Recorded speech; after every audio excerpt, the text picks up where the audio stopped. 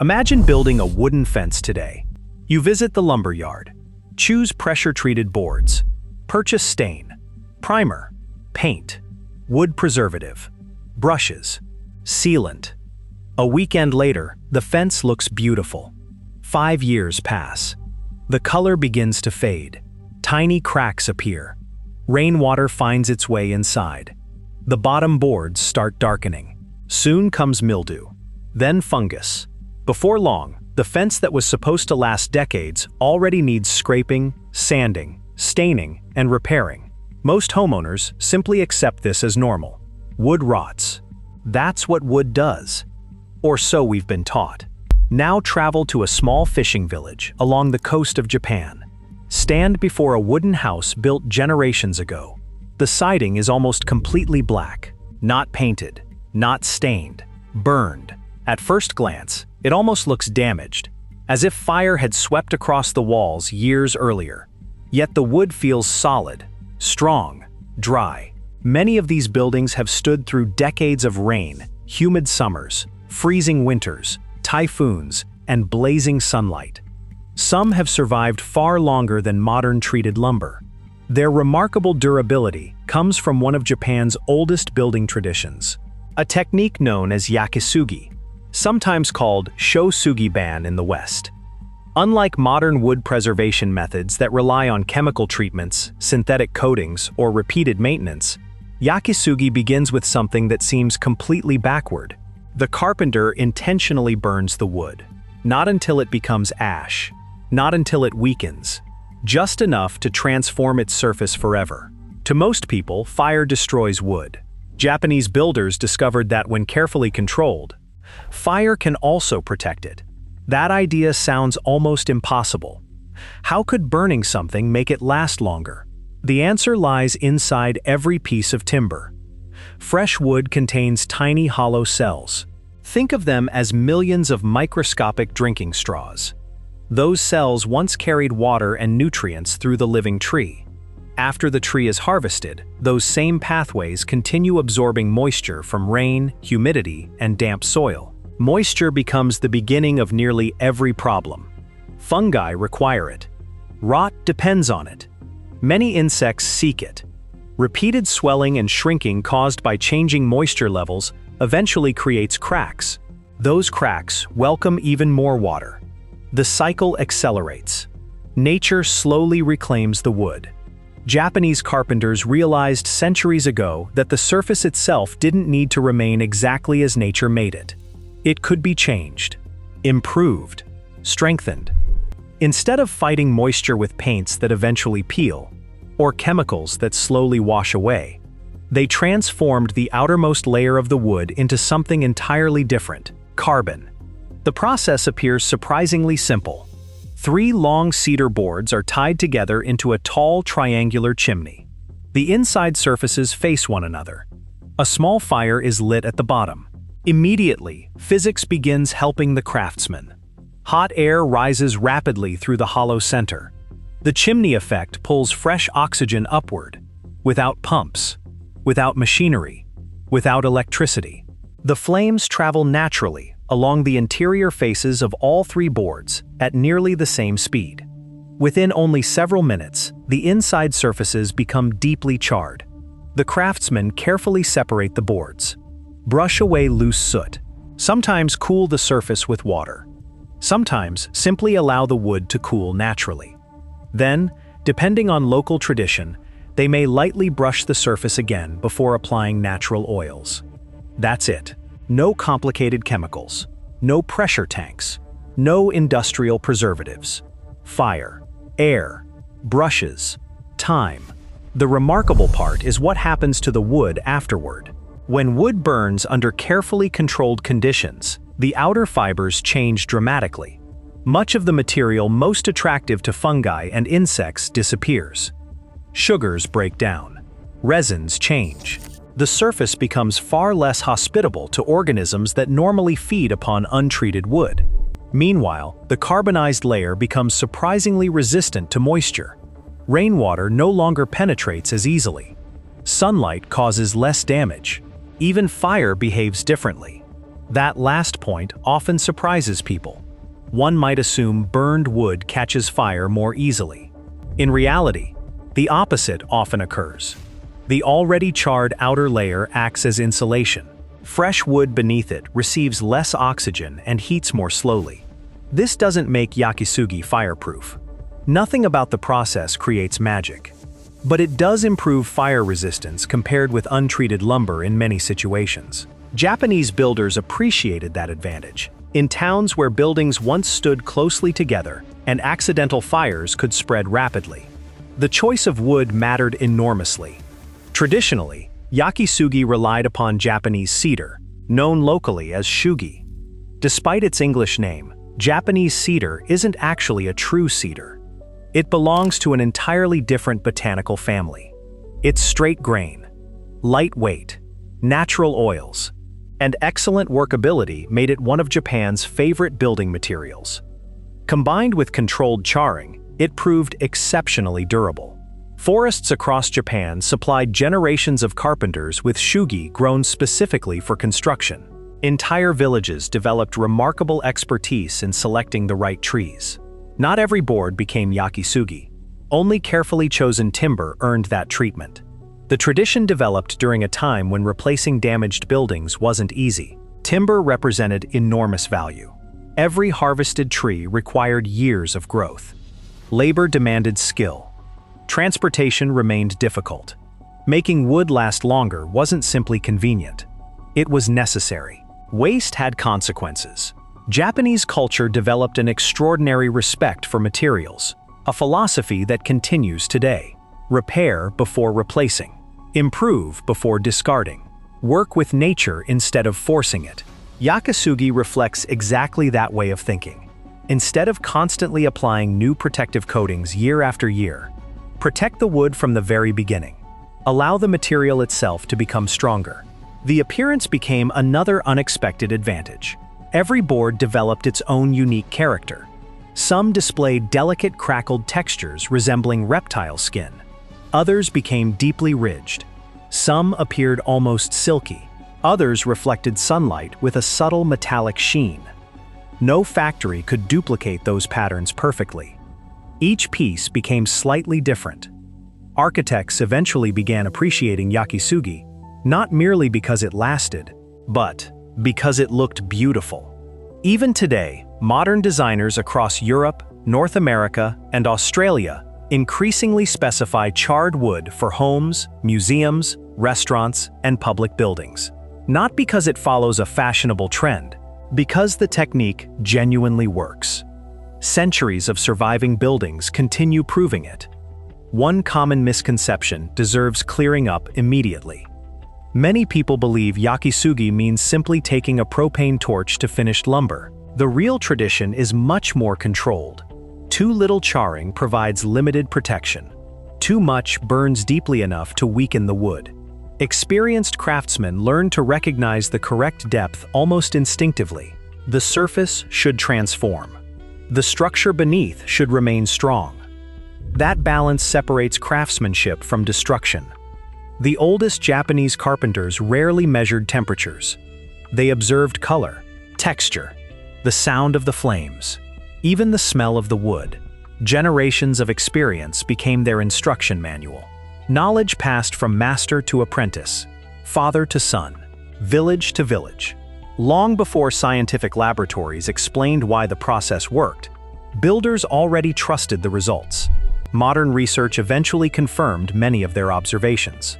Scientists studying charred wood found lower moisture absorption compared with untreated surfaces, greater resistance to fungal decay under many conditions, improved dimensional stability, reduced weathering. In other words, centuries of practical experience turned out to be remarkably accurate. Perhaps the greatest lesson hidden inside Yakisugi has nothing to do with burning wood. It's about changing perspective. When most people see a problem, rot, weather, rain, sunlight, they search for something to add. More paint, more chemicals, more expensive products.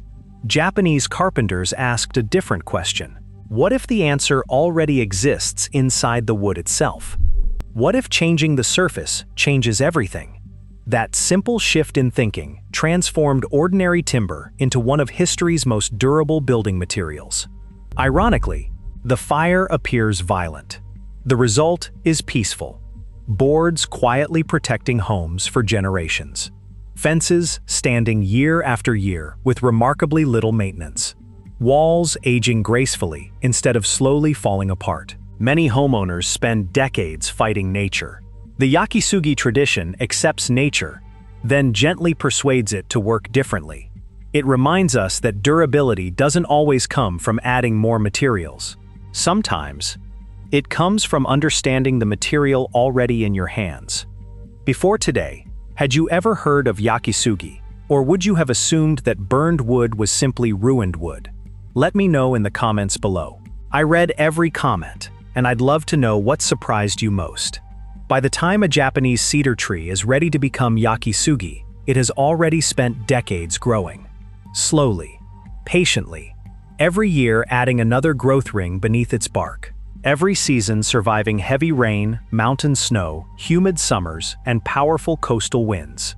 The tree has already done the difficult work. The carpenter's job is not to fight nature. It's to preserve what nature has already created. That philosophy lies at the heart of traditional Japanese woodworking. Long before the first flame touches the wood, craftsmen carefully inspect every board. Straight grain is preferred. Large knots are usually avoided. The moisture content matters. Boards that are still excessively wet won't char evenly. Wood that's too dry can burn too aggressively. Even the direction of the grain influences how the finished surface will appear decades later. To an experienced craftsman, every board tells a story. The annual rings reveal how quickly the tree grew. The color hints at its age. Small imperfections suggest where the tree once fought storms or insects. No two boards are exactly alike. That uniqueness becomes part of the finished building. Once the timber is prepared, 3 long boards are placed together, not side by side. Instead, they form a tall triangular chimney. The edges are tightly tied together using wire or rope. Looking down from above, the opening resembles a long, narrow triangle stretching the entire length of the boards. It is one of the simplest furnaces ever invented. No motors, no electricity, no expensive equipment, only gravity and hot air. A small bundle of kindling is placed at the bottom. Then comes fire. Within seconds, the flames begin climbing upward through the hollow center. As the air inside heats, it rises naturally. Fresh oxygen enters from below. The draft becomes stronger. The fire accelerates. This natural chimney effect creates an almost perfect balance. Instead of burning randomly across the surface, the flames race evenly along the inside faces of all 3 boards at nearly the same speed. The craftsmen watch carefully. This isn't a race. Neither is it guesswork. Every second matters. Every second matters. Too little heat leaves the surface only partially protected. Too much burns deeply enough to weaken the wood beneath. Generations of experience taught Japanese carpenters exactly what to look for. The color changes first. The fresh golden wood gradually darkens. Brown becomes black. Tiny cracks begin appearing across the surface. The texture changes completely. What was once smooth lumber now resembles the skin of an ancient tree. Some craftsmen describe it as alligator skin. Others compare it to the cracked surface of cooled lava. Each board develops its own personality. Even though the same fire touches every piece, no two emerge looking exactly alike. Depending on the intended use, different finishes are possible. Some boards receive only a light brushing. This removes loose soot while preserving the deeply textured char. The result is dramatic, dark, almost sculptural. Other boards are brushed much more thoroughly. Stiff natural brushes remove most of the loose carbon, exposing subtle grain patterns hidden beneath the black surface. Finally, many craftsmen apply a thin coat of natural oil. Traditionally, oils such as tung oil or linseed oil helped nourish the wood while enhancing its rich appearance. The oil also reduced loose carbon rubbing onto hands or clothing. The result is surprisingly elegant, far removed from the appearance of burned lumber people imagine after seeing a campfire. Touch properly finished Yakisugi for the first time, and the experience often surprises people. It doesn't crumble. It doesn't leave thick black soot everywhere. Instead, it feels firm, dense, almost silky. The carbon layer has become part of the wood itself, not something sitting loosely on top. Modern scientists have spent years studying exactly why this transformation works so well. Part of the answer lies within the chemistry of wood. Fresh timber contains cellulose, hemicellulose, lignin, natural sugars, oils, and other organic compounds. Many fungi and insects depend on those compounds for food. Controlled charring changes that equation. The intense heat breaks down many of the substances microorganisms prefer. The remaining carbon-rich surface offers very little nutritional value. Imagine covering your favorite meal with a layer of charcoal. It simply becomes less appealing. Termites, fungi, and certain wood-boring insects often find charred surfaces far less attractive than untreated wood. Moisture behaves differently too. Untreated wood readily absorbs water through countless microscopic pores. Repeated wetting and drying causes swelling, then shrinking. Over time, those constant movements produce tiny cracks. Water penetrates even deeper. Rot accelerates. The carbonized layer interrupts much of that cycle. Rain still falls. Humidity still changes. But moisture moves more slowly through the altered surface. The wood beneath experiences far less stress. Ultraviolet sunlight creates another hidden enemy. Day after day, UV radiation slowly breaks apart lignin, one of the substances helping wood maintain its strength. This process eventually produces the familiar faded gray appearance seen on weathered fences. The charred surface naturally shields much of the underlying wood from direct ultraviolet exposure. Instead of attacking fresh timber immediately, the sunlight first encounters carbon. Carbon remains remarkably stable. Nature has already performed much of the protective work. Perhaps the most fascinating feature of Yakisugi is that it continues changing over time. Unlike paint, which usually looks worse as it ages, properly charred wood often develops additional character. Years of sunlight, rain, wind, and changing seasons slowly refine the surface. Some areas become smoother, others reveal beautiful silver highlights. The building grows older gracefully, not because time stops, but because the material accepts aging rather than fighting it. This attitude reflects something deeply rooted within Japanese culture. Perfection isn't always the goal. Longevity is. A material that ages honestly often becomes more beautiful than one constantly forced to appear brand new. You can see this philosophy throughout traditional Japanese architecture. Old temple gates, garden fences, tea houses, mountain inns. Many display wood carrying the gentle marks of decades or even centuries. Nothing appears artificial. Nothing pretends to be younger than it truly is. The building tells its own story. One question often arises whenever people first learn about Yakisugi. If burning wood works so well, why isn't every wooden fence made this way? The answer lies partly in modern manufacturing. Pressure-treated lumber can be produced rapidly inside enormous industrial facilities. Thousands of boards move through chemical treatment systems every day. Yakisugi requires craftsmanship, attention, time. Although modern companies now manufacture charred wood commercially, traditional production remains slower. Yet that slower process often creates a longer-lasting product. The choice becomes one of priorities: speed or durability, cost today or maintenance decades later. Interestingly, Yakisugi isn't completely maintenance-free. No honest craftsman would make such a promise. Extremely exposed locations may eventually require light brushing or occasional oil treatment, depending on climate and desired appearance. Physical damage can still occur. Deep scratches exposing fresh wood deserve attention.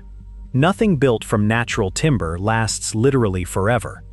But compared with many conventional finishes requiring repainting every few years, the difference is remarkable. Some properly installed Yakisugi siding has remained serviceable for half a century or more with relatively modest care. Certain historic examples have endured far longer. Modern architects have begun rediscovering this ancient technique, not because it belongs to the past, because it solves present-day problems. Chemical preservatives concern some homeowners. Synthetic coatings eventually peel. Environmental awareness continues growing. Suddenly, a centuries-old Japanese solution feels surprisingly modern. Buildings across Europe, North America, Australia, and New Zealand increasingly feature charred timber cladding. Luxury homes, hotels, museums, garden structures. Even contemporary urban architecture embraces the deep black textures first developed by anonymous Japanese craftsmen generations ago. The remarkable part is that the underlying principle hasn't changed. Protect the wood before nature begins attacking it, not after. Perhaps that's the greatest lesson Yakisugi offers. Modern life often encourages constant maintenance. Repaint, replace, repair, repeat. Japanese builders asked a quieter question. What if careful preparation at the very beginning eliminates much of that work later? Sometimes the smartest maintenance plan starts before the first nail is ever driven. That idea reaches far beyond woodworking. It applies to gardens, tools, buildings, even life itself. Preparation often accomplishes what constant repair never can. Before we continue, I'd love to hear from you. If you were building a new fence tomorrow, would you choose a traditional painted finish or try the centuries-old Yakisugi method? Let me know your choice in the comments below. I read every one, and I'd love to know which approach you'd trust for your own home. Centuries have passed since Japanese carpenters first discovered that a carefully controlled flame could dramatically extend the life of wood. Empires have risen and fallen. Steel has replaced timber in countless buildings.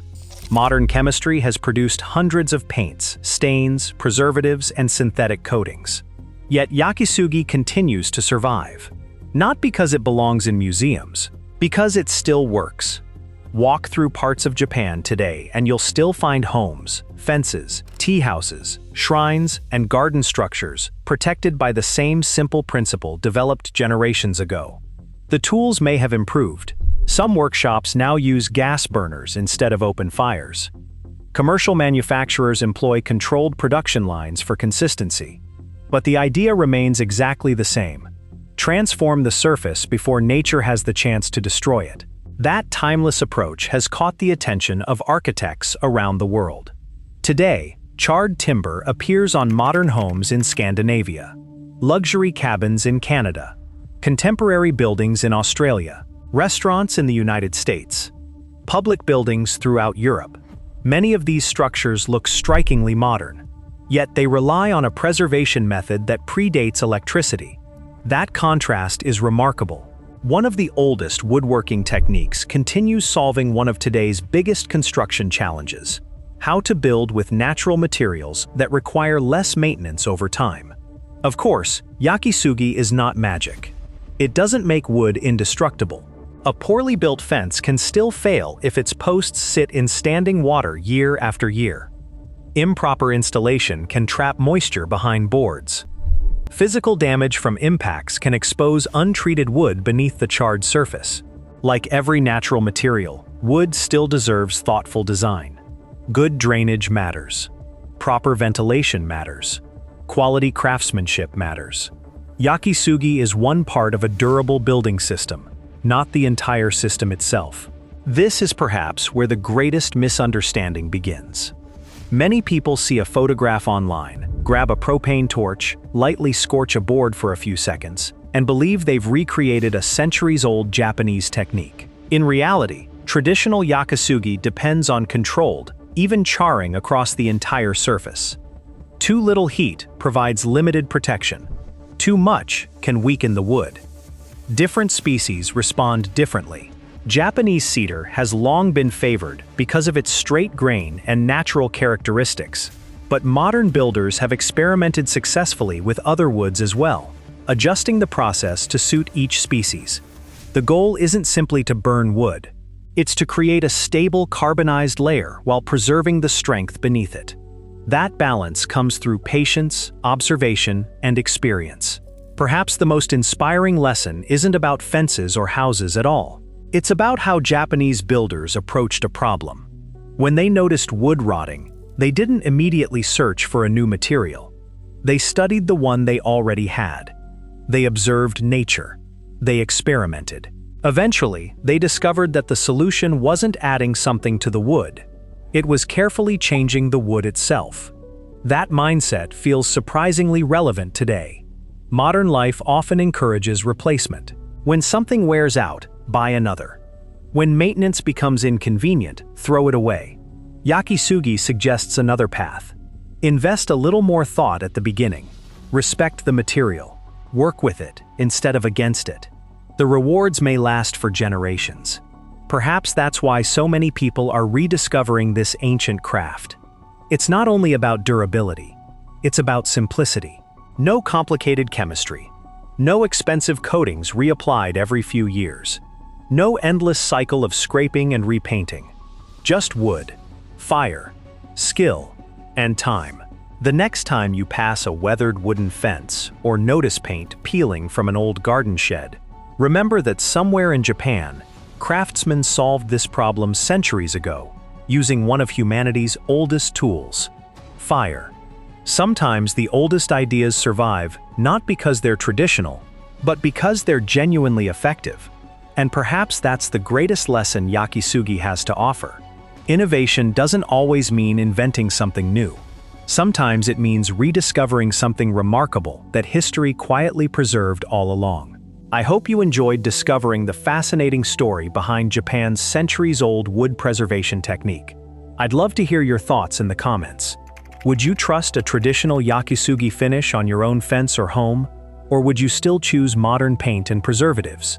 Let me know why. I read every comment and always enjoy hearing your perspective. And if you enjoy uncovering timeless building techniques, forgotten craftsmanship, and practical ideas that have stood the test of time, don't forget to subscribe. There are many more remarkable stories hidden in everyday materials, and I'll see you in the next one.